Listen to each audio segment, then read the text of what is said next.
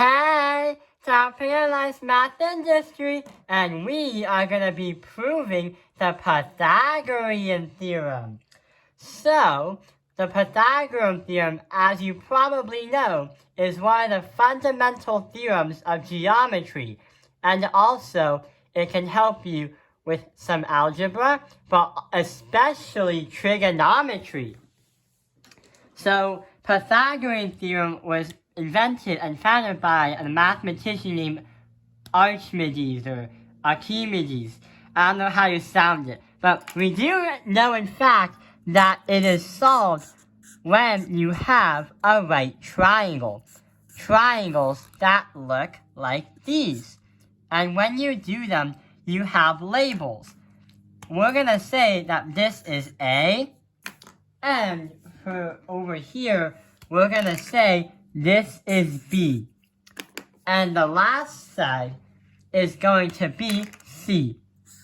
So we can conclude that the formula is A squared plus B squared equals C squared.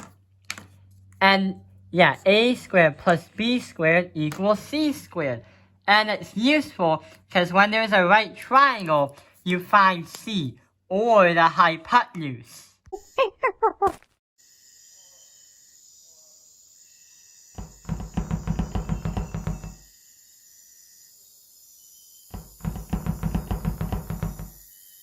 guys are still running? I can just pick you up.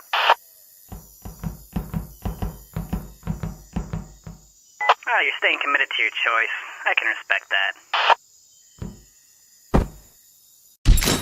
So let's try and solve one. Let's say this is 3, 4, and what is C? Well, A squared plus B squared is C squared. Then we'll have to say 3 squared plus 4 squared equals C squared. 3 times 3 is 9, plus 4 times 4 is 16. 9 plus 16 is 25. The square root of 25, because we have a C squared, that is going to give us C equals 5. So we have a 3, 4, 5 configuration. These are the most common triangles that you will see in a geometry problem. 3, 4, 5. If there's any triangles that are in proportional and also have a ratio to each other, then you can say that they're right triangles. But we'll save that video for later. What we're trying to do is, we already know what Pythagorean theorem is, and we reviewed how to do it. But how do we prove it? Simply. There's an actual easier theorem that we can do, but it's used with pictures rather than words and numbers. So picture this is our right triangle. What we can picture is the biggest side is going to be the hypotenuse.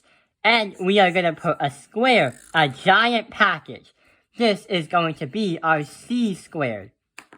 The blue can be our B, and that is going to be the medium size square, or the medium size package. And that is going to be our B squared. The red one is the smallest, and we're going to say that is going to be our A squared.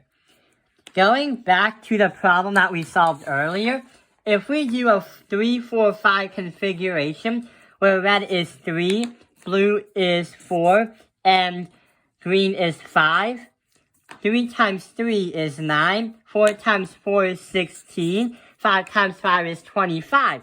And what do we get? Yes, we get a right triangle. It is rightly a right triangle. So that is another proof that we can do without using all this type of work. And we can also visualize it. And that is how we can prove the Pythagorean theorem.